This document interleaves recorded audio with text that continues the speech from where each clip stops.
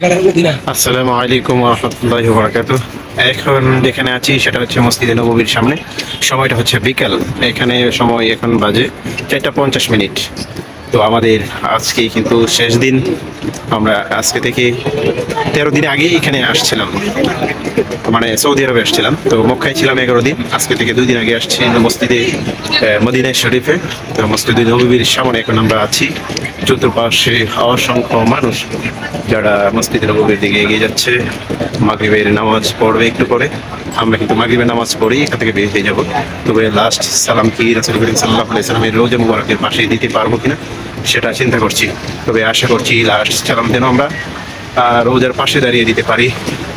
আর খুবই কষ্ট লাগছে যেন মদিনা ছেড়ে আজকে চলে যাবো আমাদের সুদূর বাংলাদেশে। ইনশাআল্লাহ আল্লাহ চাইলে তো সুস্থ হয়ে যদি পৌঁছতে পারি তাহলে আলহামদুলিল্লাহ। তো এই বিকালের যে মসজিদে নববীর যে পরিবেশ সেটা কিন্তু আমি আপনাদের সামনে উপস্থাপন করছি। আশা করি সকলে ভালো লাগবে। তো আমরা দেখতে থাকি সামনে যে ছাতার মতো যে মিনারগুলো দেখা যাচ্ছে, সেটা কিন্তু বৃষ্টি না থাকলে হয়তো বা এখন বন্ধ করে দেওয়া হয়তো, সেটা আমরা খুঁটি বা মিনারের মতো দেখতে পারতাম।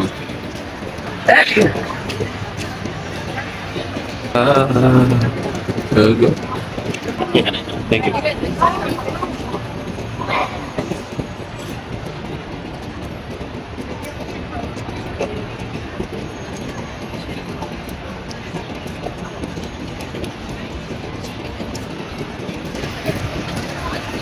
আমরা কিন্তু এখন মসজিদে নববীর একেবারেই সামনে চলে আসছি, যার লোকটা কিন্তু অসাধারণ।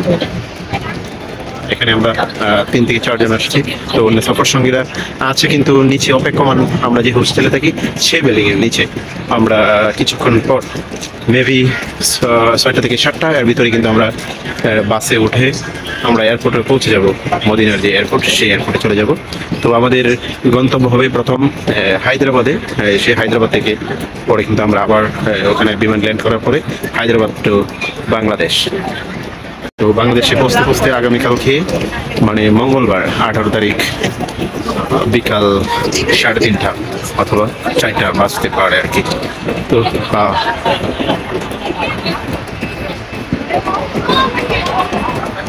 তো আমি কিন্তু আপনাদেরকে সম্মানিত দর্শকবৃন্দ, আমি কিন্তু আপনাদেরকে এই মসজিদে নববীর যে পুরো দৃশ্যটা সেটা কিন্তু দেখানোর চেষ্টা করছি। এখন যে জায়গাটায় দাঁড়িয়ে আছি, বৃষ্টির কথা কিন্তু টিপ টিপ করে পড়ছে, কিন্তু আমাদের মাথার পরে কিন্তু অসংখ্য পরিমাণ বড় একটা ছাতা আছে, যা এখন হয়তো বা যদি বৃষ্টি না থাকতো তাহলে সেই ছাতাগুলো কিন্তু বন্ধ থাকতো আর কি। প্রচন্ড রৌদ্র থাকলে এখানে এই ছাতাগুলো ওপেন থাকে, আবার যখন রৌদ্র শেষ হয়ে যায় তখন কিন্তু সেই ছাতাগুলা বন্ধ করে দেওয়া হয়। তো আলহামদুলিল্লাহ আমরা আপনাদেরকে মসজিদে নববীর পুরা যে দৃশ্যটা সেটা কিন্তু আমি দেখাবো আর কি আশা করছি। তো এখানে দেখেন আবার এখানে কিন্তু প্রত্যেকটা জায়গার মধ্যে কিন্তু পানি খাবার, মানুষের পানি পান করবে সেই সিস্টেমে কিন্তু দেওয়া আছে, যাতে মানুষ পানি তৃপ্তি মেটাতে পারে, সেটা কিন্তু এখানে আছে আর কি। তো আমরা এখন মসজিদে নববীর একটা গেট দিয়ে প্রবেশ করব।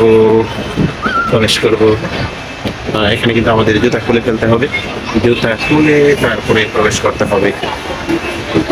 এটা মসজিদে নববীর একটা গেট, যে গেট দিয়ে আমরা এখানে প্রবেশ করব। মসজিদে নববীর ভিতরটা কিন্তু এতটা সুন্দর করে কারুকাজ করা। হ্যাঁ, পলি আমার জন্য নিয়ে এসেছেন তো। এখানে কিন্তু জুতা পলির ভিতরে ঢুকিয়ে হাঁটার মতো কিন্তু অপশন আছে। দেখেন প্রত্যেকটা দেখে কিন্তু একই রকম কার্যক্রম এখানে আছে। মুসলিমরা মাগরিবের নামাজের জন্য এখানে অপেক্ষা করছে, যদিও এখানেও প্রায় 1-1.5 ঘন্টা সময় বাকি আছে মাগরিবের নামাজের। তো কার আগে কে আসবে বা কখন গেট বন্ধ করে দেয় সেটা কিন্তু বলা যায় না। এই কারণে কিন্তু সবাই আমি এখানে। তো এখানে কিন্তু মসজিদে নববীর ভিতরে যে দৃশ্যটা, আজকে সোমবার, হ্যাঁ বুঝছি না কিসের ইফতারি আজকে? এখানে সোমবার রোজা রাখি নাকি? আচ্ছা যাই হোক, আপনাদেরকে মসজিদে নববীর পুরো দৃশ্যটাই কিন্তু এখানে দেখানোর চেষ্টা করলাম। অসংখ্য পরিমাণ সুন্দর, এত সুন্দর কারুকাজ। আর ঠিক হয় না যে সোনার মদিনা কিন্তু আসলেই সোনার মদিনা, সেটা কিন্তু বাস্তব। এখানে কিন্তু এক একটা জারবাতি অনেক বলে। এখানে কোথায় ইমাম সাহেব দাঁড়ায় সেটা কিন্তু জানি না, তবে মসজিদে নববীর যে ভিতরের যে দৃশ্যটা সেটা কিন্তু আপনাদেরকে পরিপূর্ণভাবে কিন্তু দেখানোর চেষ্টা করলাম। তো আলহামদুলিল্লাহ, এটা দেখে আপনাদের মনে হয়তো অনেক অনেক ভালো লাগবে। ভালো লাগার কথাও, এখানে কিন্তু অসংখ্য মানুষ কোরআন শরীফ পড়ছে। এগুলো হয়তোবা এখানে মহিলার ছাত্র হতে পারে, কোনো স্কুলের হয়তোবা বা মাদ্রাসার স্টুডেন্ট। ওনাদেরকে ওনাদের সামনে খেজুর বা রুটি বা বিভিন্ন ধরনের খাবার ওদের সামনে দিয়ে রাখছেন। হয়তোবা তারা রোজাদার ছিল, মাগরিবের আজানের সাথে সাথে তারা ইফতার শুরু করে দিবে।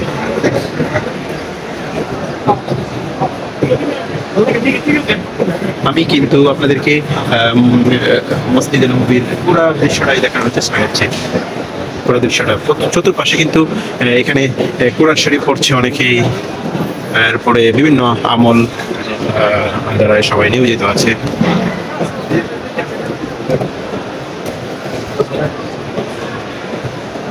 আমি কিন্তু মাগরিবের নামাজ এখানেই পড়বো, যদিও চাচ্ছি যেহেতু আমরা চলে যাব রাসূল করিম সাল্লাল্লাহু আলাইহি ওয়াসাল্লামের রওজার পাশে দাঁড়িয়ে যেন আবার আমার সালামটুকু পৌঁছে দিতে পারি, এবং যারা সুদূর বাংলাদেশ আমার আত্মীয় স্বজন বা যারাই আমাকে রাসূল করিম সাল্লাল্লাহু আলাইহি ওয়াসাল্লামের রওজা মুবারকের পাশে সালাম পৌঁছে দেওয়ার জন্য বলছেন, আমি যেন আবারও তাদের সালামটা রাসূল করিম সাল্লাল্লাহু আলাইহি ওয়াসাল্লামের রওজা মুবারকের পাশে দাঁড়িয়ে পৌঁছে দিয়ে আসতে পারি। সেটার জন্য কিন্তু আমি এই মসজিদে নববীর ভিতর দিয়ে বিভিন্ন কারুকাজ আপনাদেরকে দেখি, আমি কিন্তু সেদিকেই ছুটে যাচ্ছি। এখানে কিন্তু অসংখ্য ফিল্টার থেকে পানি পান করছে।